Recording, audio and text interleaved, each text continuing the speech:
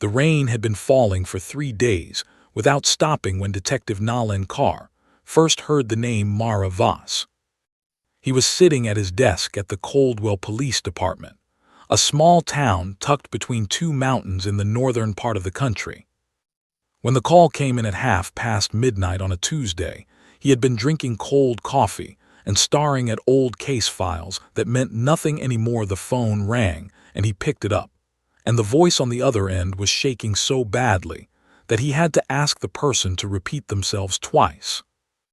A woman had been found dead inside a house on the edge of Coldwell, a house that had been empty for 11 years.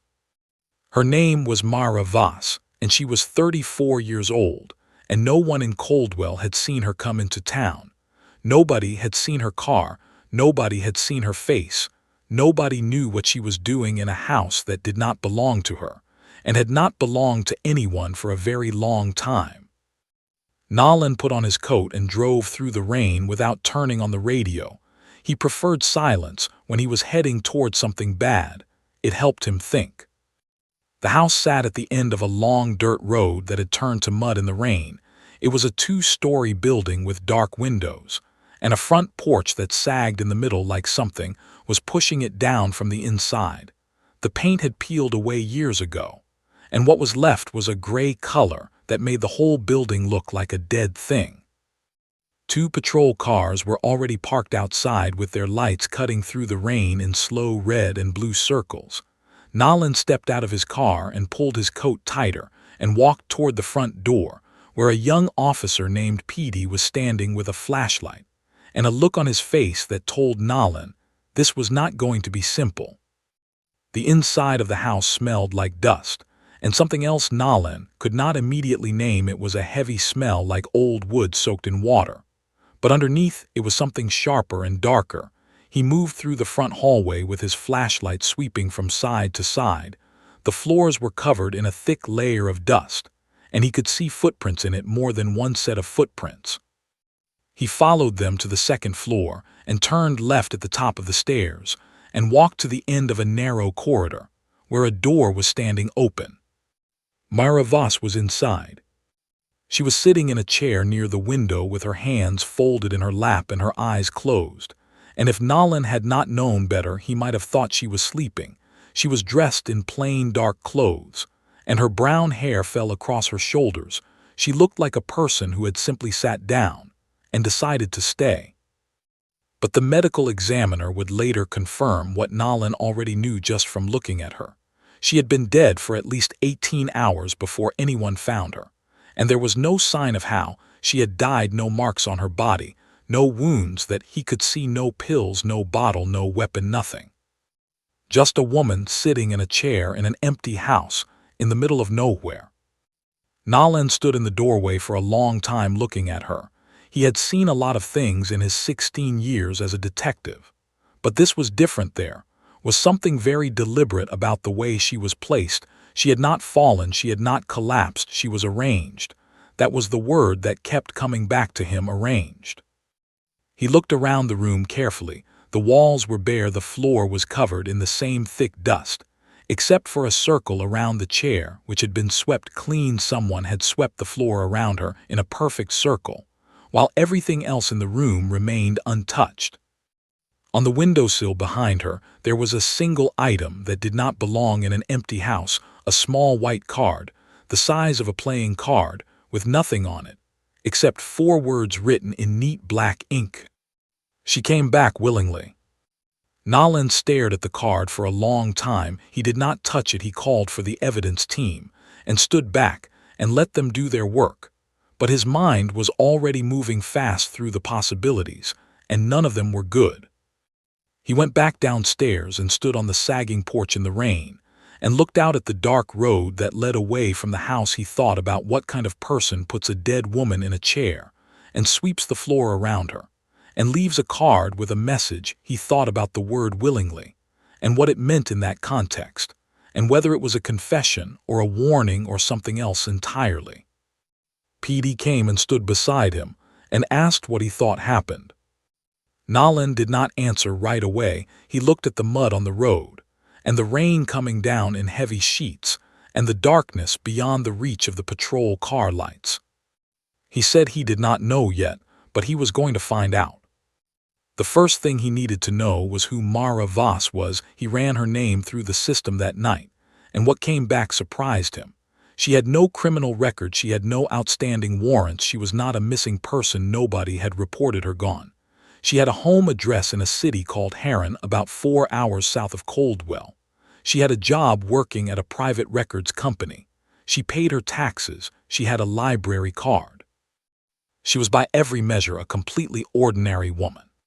And yet someone had brought her to this dead house in this small town at the edge of the mountains, and placed her in a chair, and left her there like a message that was meant for someone specific.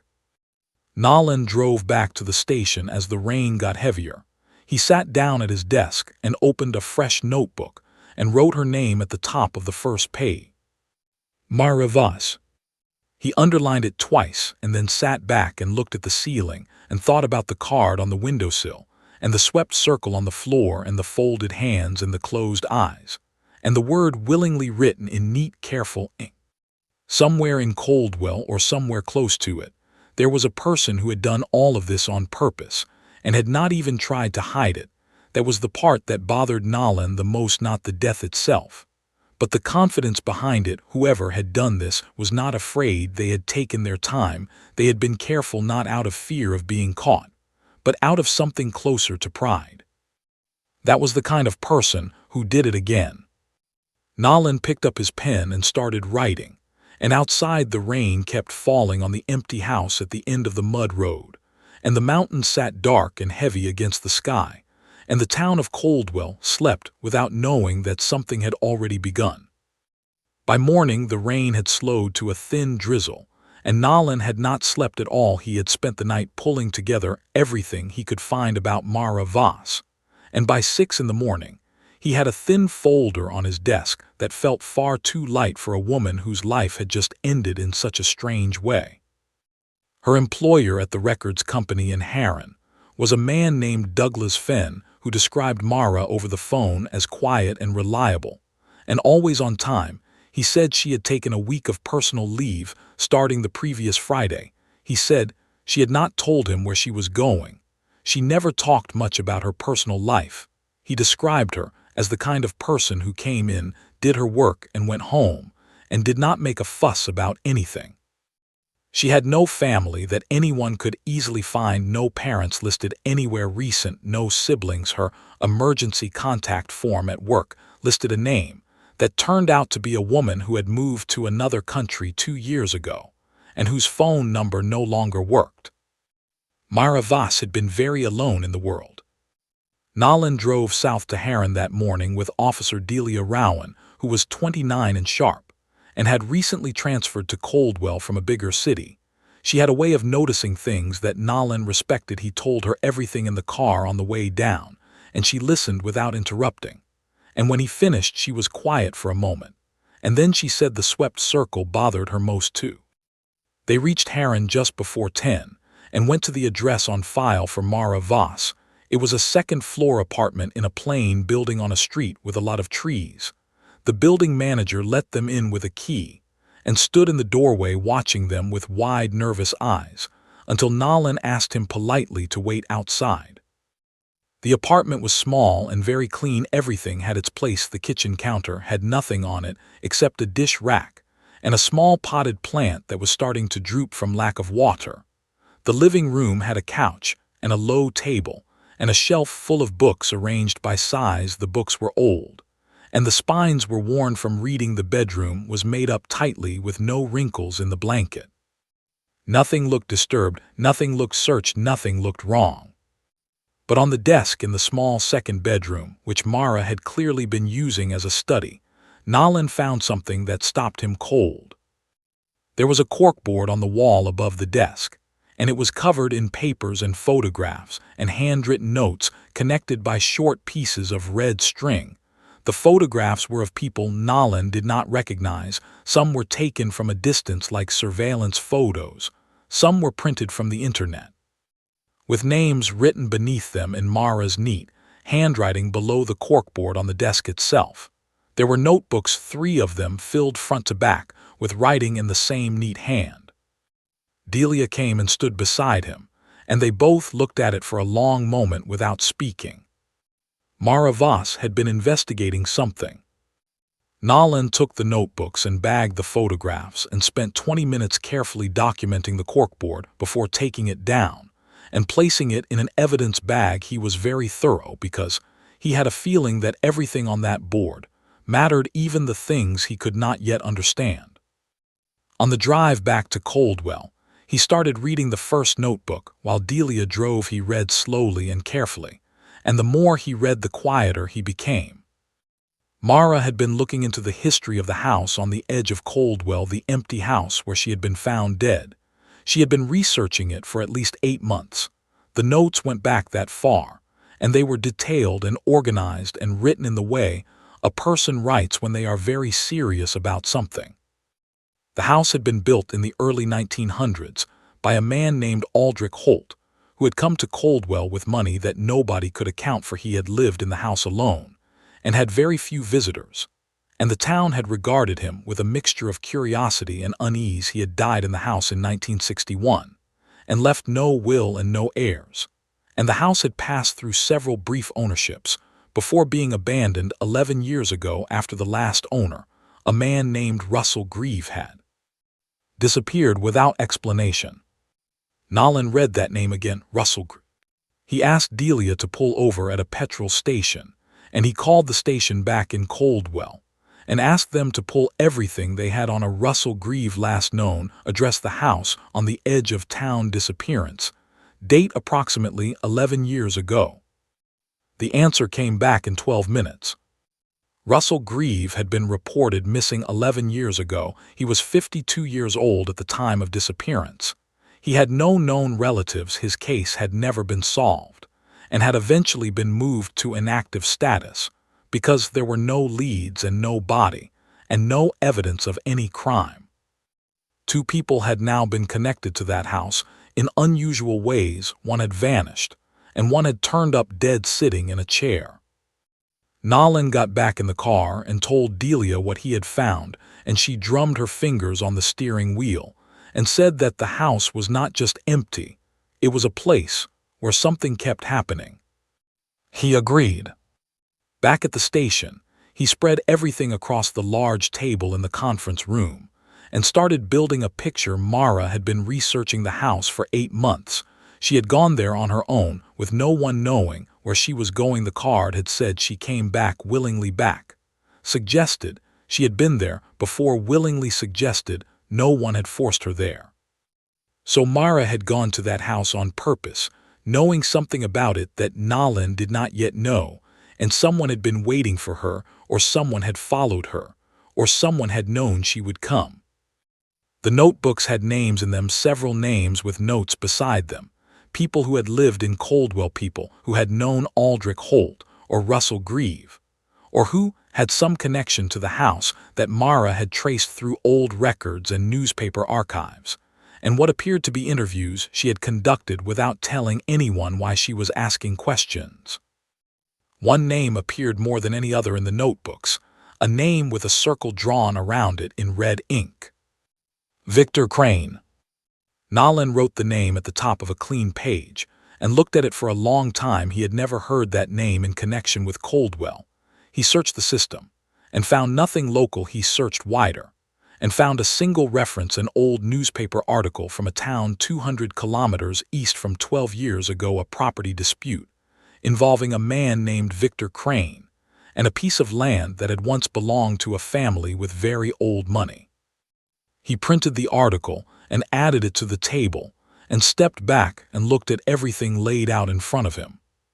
Somewhere in all of this, there was a reason Mara Voss had ended up in that chair, and Nolan was going to find it, even if it meant pulling apart the history of that house brick by brick and year by year, until the truth had nowhere left to hide. Victor Crane was not a ghost, but he lived like one. It took Nolan 2 full days to find a current address, and when he finally did, it was not in a city or a town.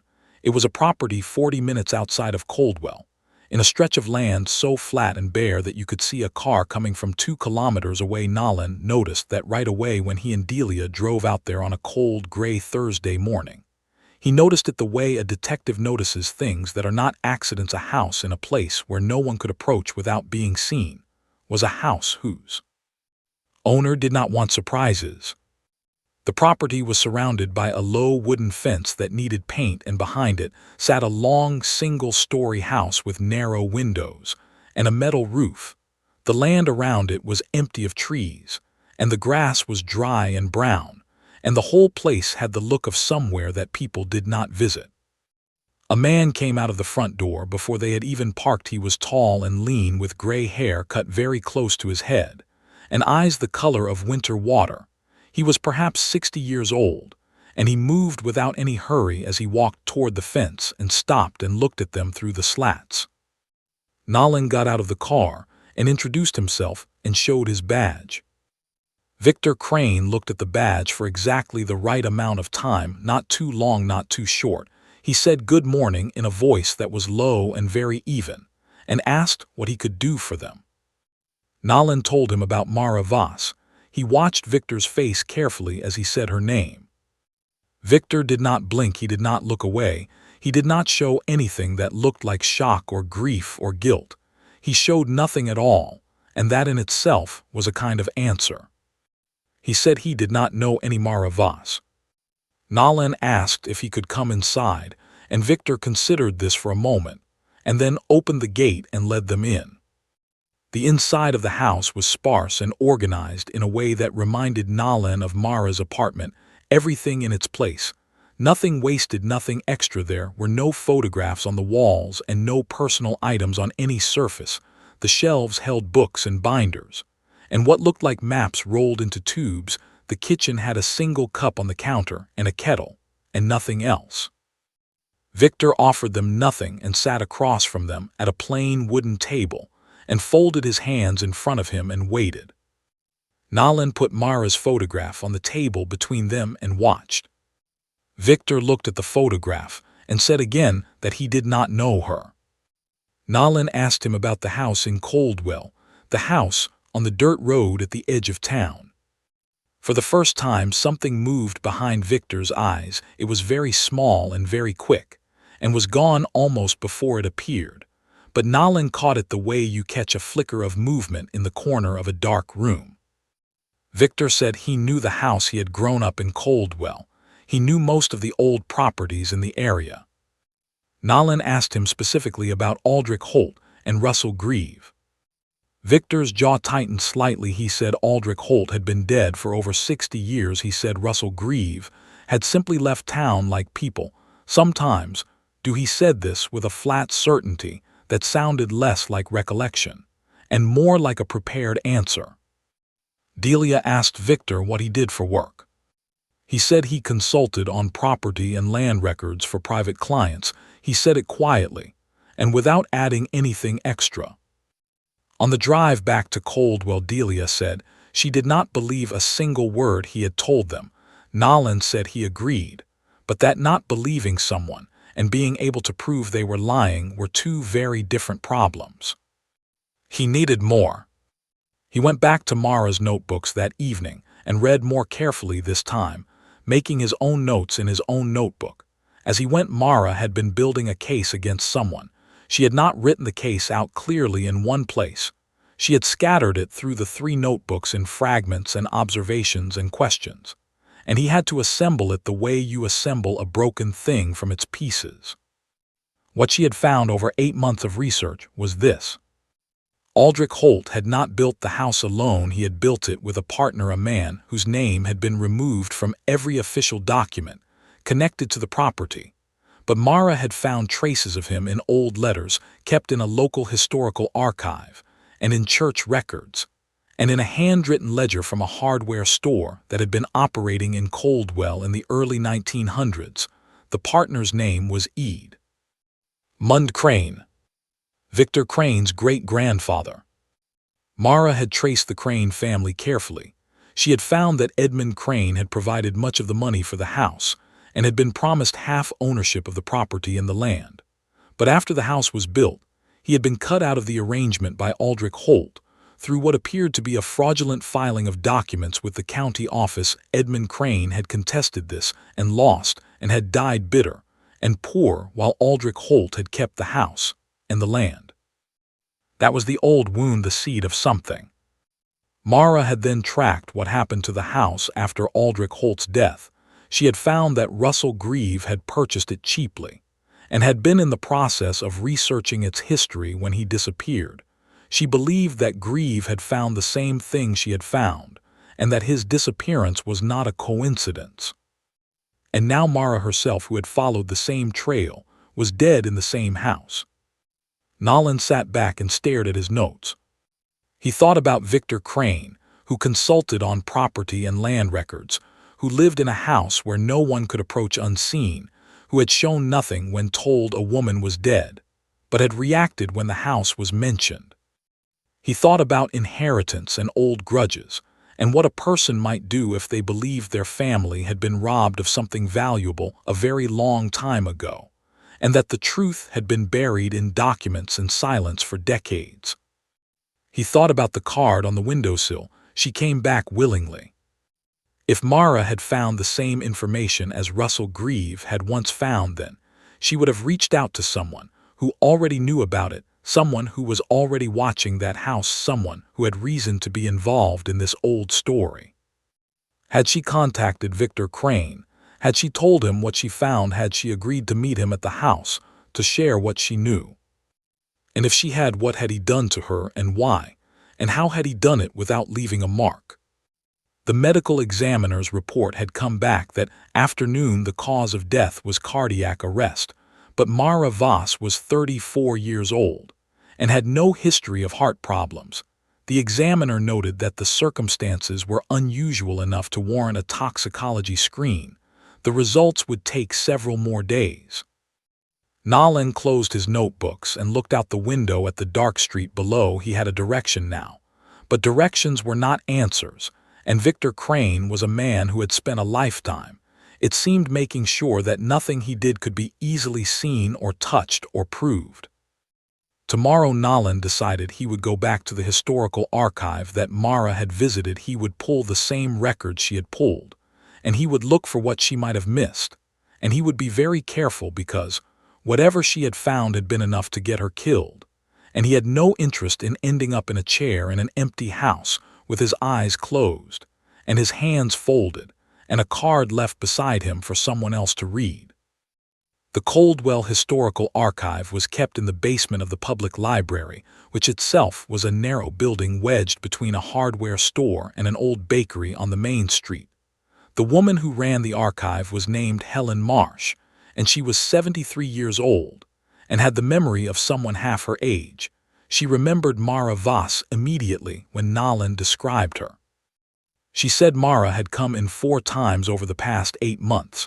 She said she had been polite and very focused, and had spent long hours at the reading table going through boxes of old documents. She said she had asked specifically for records connected to property transactions in the early 1900s, and for any personal papers or letters donated by old Coldwell families. Helen led Nolan to the same table where Mara had worked and brought him the same boxes. She stood nearby while he opened the first one and looked through its contents, and when he asked her if Mara had ever spoken about what she was looking for, Helen said yes, just once. She had said she was trying to find out if a piece of land had been stolen. Nolan spent 4 hours at that table. He went through every document Mara had gone through, and he also went through the boxes beside them that she might not have reached. He was looking for the piece she might have missed, the thing that would make the whole picture complete. He found it in the 3rd hour in a box of miscellaneous donated papers from the estate of a woman who had died in Coldwell in the 1980s. Her name meant nothing to Nolan, but among her papers was a bundle of letters tied with brown string. The letters were old and fragile and written in faded ink, and they were written by Aldrich Holt to a woman who appeared to be a close friend. He had written them over a period of about 10 years starting in the 1920s, and they were the kind of letters man writes to someone he trusts with things he would not say to anyone else. Most of them were ordinary and uninteresting, but near the bottom of the bundle was a letter that was different in tone from all the others. It was short and agitated and written in a hurried hand that was harder to read than the others. Nolan read it twice very slowly. In it, Aldrich Holt described what he called a necessary arrangement. He wrote that he had secured the property in full, and that Edmund Crane would not be a problem anymore. He wrote that Edmund had been shown documents that convinced him his claim was invalid. He wrote that the documents had been prepared by a man he trusted, and that there was no way Edmund could ever prove otherwise. He wrote that what he had done was not something he was proud of, but that the house and the land were worth more than he had originally understood, and that he could not afford to share them. Then in the final lines, he wrote something that made Nolan very still. He wrote that the land held something beneath it that Edmund had never known about. That was why it mattered so much more than it appeared. He wrote that he would take that secret to his grave, and that it was the only thing in his life he intended to keep perfectly hidden. Nolan sat back and looked at the letter for a long time. Something beneath the land. He thought about Victor Crane, who consulted on property and land records. He thought about a man who might have spent years not just nursing an old family grievance, but actively trying to determine what Aldrich Holt had been hiding and whether it was still there. He photographed the letter carefully and returned everything to the boxes and thanked Helen and drove back to the station. The toxicology results had arrived while he was gone. Mara Voss had died from a combination of two substances, neither of which was commonly known outside of very specific professional or scientific circles. One was a sedative compound rarely used in modern medicine, and largely documented only in older pharmacological records. The other was a cardiac agent that, when combined with the first, produced the appearance of natural heart failure in a person who was otherwise healthy. Whoever had killed Mara Voss had not improvised. They had known exactly what to use and how to use it, and they had used it in a way that was designed to look like something other than murder someone with access to very specific knowledge and very specific materials. Nolan added this to what he already knew, and the picture that emerged was not comfortable. Victor Crane was a man descended from someone who had been robbed. He was a man who worked in land and property records. He was a man who lived in deliberate isolation. He had known about the house in Coldwell. He had reacted to its mention, even while keeping his face still. He had denied knowing Mara despite the fact that her notebooks showed she had been building a case that led directly to his family name.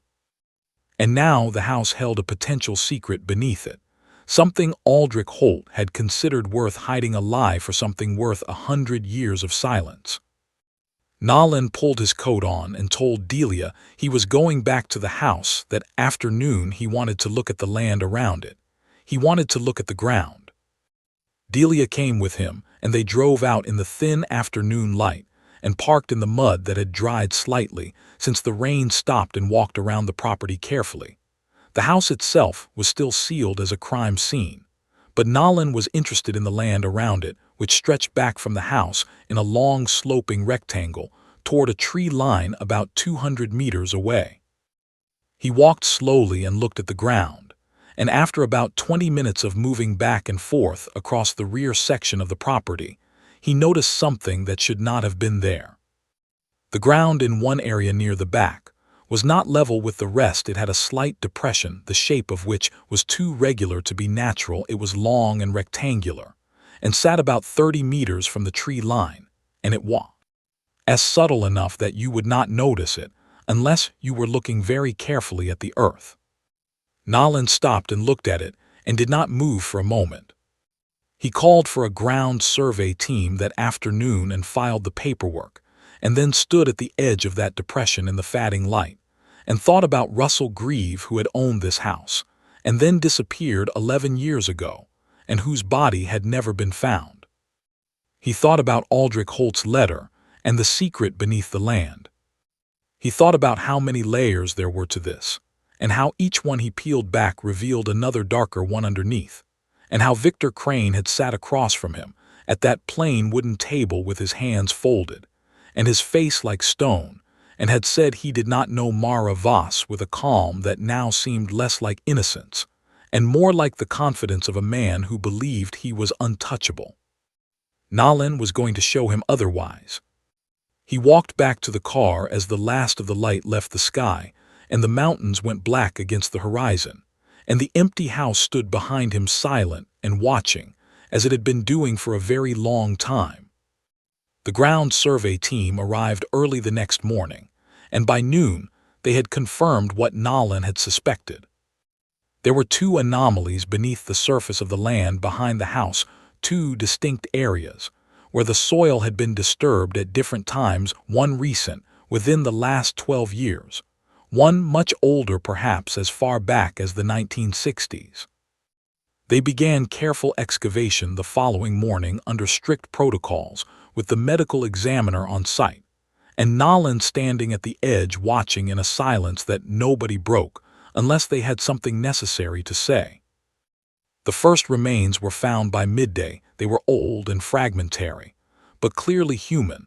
The medical examiner said preliminary findings suggested they had been in the ground for somewhere between 50 and 70 years. Nalin thought about Aldrich Holt, who had died in the house in 1961, and about the secret beneath the land mentioned in his letter, and about what kind of secret required a human body to keep it. The second remains were found 3 hours later. These were far less degraded. A man. The medical examiner estimated age at time of death as early to mid-50s. The teeth would confirm identity within a few days, but Nalin already knew. Russell Grieve had not left Coldwell 11 years ago. He had never left at all. Nalin drove to Victor Crane's property that same evening with Delia and two other officers. He drove fast this time, and did not care who could see the cars coming from 2 kilometers away. Victor was standing in the doorway when they arrived, as though he had been expecting them, or as though he was always ready. He looked at Nalin for a moment, and then at the officers behind him, and his face went through a series of very small movements that added up to someone who had just completed a long calculation and arrived at an answer they had prepared for. He stepped aside and let them in without being asked. Nalin sat across from him at the plain wooden table again, and this time he put several things on the table between them. The photograph of Mara Voss, the toxicology report, the photograph of the letter from Aldrich Holt's bundle, the preliminary findings from the ground survey, and last a photograph of the depression in the earth behind the house, taken just before the excavation began. Victor looked at each item and said nothing. Nalin told him about the remains. They had found 2 sets. He told him about the cause of Mara's death, the specific compounds used, their rarity, their precision. He told him that a search warrant had been issued for the property they were currently sitting in, and that officers were outside waiting to execute it. He told him all of this in an even voice, without raising it, because there was no need to raise it. Victor sat still for a long time. When he finally spoke, his voice was as calm as it had always been, but something in it had changed. Very slightly, something had come loose. He said he had not wanted to hurt anyone. Nalin said that what he had done suggested otherwise. Victor looked at the photograph of the letter, and something moved across his face that was closer to grief than anything Nalin had expected to see there. He said his great-grandfather had spent the last years of his life trying to reclaim what was his, and had died without succeeding. He said his grandfather had done the same, and his father after him. He said he had grown up with it as a constant thing, a wrong that sat in the middle of the family like a stone that could never be moved. He said he had spent 30 years researching the property and the Holt family, and what was beneath that land. He said he had eventually found enough to understand that Aldrich Holt had buried a man named Joseph Venter on that property in the early 1960s, a man who had approached Holt with evidence of the original fraud, and had been paid to stay silent, and then silenced in a more permanent way. When he had tried to demand more money, the land itself had been worth almost nothing, but the document that proved the original fraud had been buried with Venter, because Holt believed the safest place to hide a dangerous piece of paper was underground with a dead man. Victor said he had found the location through a combination of old surveys and Holt's own personal journals, which he had obtained through a private collector. He had gone to the house 11 years ago to find the document, but Russell Grieve had already been living there and had been asking questions that were getting too close to the same truth. Victor had decided that could not continue.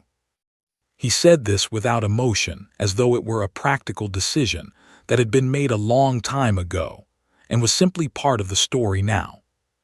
Nolan asked him about Mara. Victor said Mara had contacted him 6 months ago. She had found his name through the same research trail he had once followed. She had emailed him. She had been thorough and careful, and she had laid out everything she had found. She had asked to meet him at the house to compare findings. She had believed they were allies in the same pursuit of the same truth. He had agreed to meet her there. He had brought what he needed with him. He said it as plainly as he said everything else, and Nolan felt a coldness move through the room that had nothing to do with the temperature. The search of the property that followed turned up the journals, the old surveys, the remaining compound, and a locked box in a back room that contained the document Victor had retrieved from the ground beneath the house during one of his visits, a document over 100 years old that proved Edmund Crane had been defrauded of his rightful ownership, in plain language, signed and witnessed by the man who had helped Aldrich Holt falsify the original records. Victor Crane had found what his family had been seeking for 4 generations. He had found proof of the wrong done to them. And he had killed 2 people to get it and keep it, and had arranged a dead woman in a chair in the house where it all began, and had left a card that said she came back willingly, as though death were a kind of homecoming. Nolan stood outside in the cold while Victor was placed under arrest, and the evidence was catalogued, and the long process of undoing and recording and accounting for everything began around him. He looked at the flat, dark land and the empty sky above it, and thought about all the years this had been sitting here under the surface, waiting for someone to pull it into the light. 3 days later, the identity of the older remains was confirmed as Joseph Venter, a man who had been missing since 1962, and whose case had long been considered unsolvable. Russell Grieve was formally identified the following week. Mara Voss was buried in her home city of Harran in a quiet ceremony, attended by a handful of people from her workplace and one elderly woman who had once been her neighbor, and who wept quietly through the whole service. Nolan did not attend, but he drove past the small cemetery on the edge of Harran on his way back north, and he stopped the car for a moment and sat there with the engine running. He thought about a woman who had spent 8 months following a trail of old lies and buried secrets, because she believed the truth mattered enough to find. He thought about how she had been right about almost everything, and how that had not been enough to protect her. He started the car again and drove back toward Coldwell and the mountains, and the cold quiet that sat over everything, and did not let anything go easily. The house at the end of the dirt road was still standing when he drove past it that evening. Its dark windows caught the last of the light for a moment, and then the road curved away, and it was gone behind him, and the darkness came down over the town like a hand pressing gently over Somme. It did not want anyone else to see.